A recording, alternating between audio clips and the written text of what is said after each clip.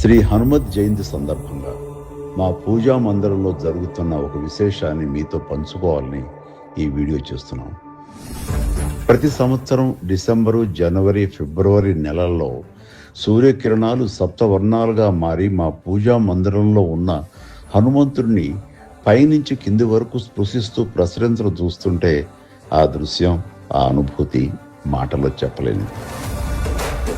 ఇటీవల మనం అయోధ్యలో బాలరాముడి నుదుటిపై సూర్యకాంతి ప్రసరించి మెరుస్తున్న అద్భుతాన్ని చూశాం. అలాగే కోణార్క, అరసోలి దేవాలయాల్లో కూడా సూర్యకిరణాలు భగవంతుని తాకే విశేషం అందరికీ తెలిసిందే.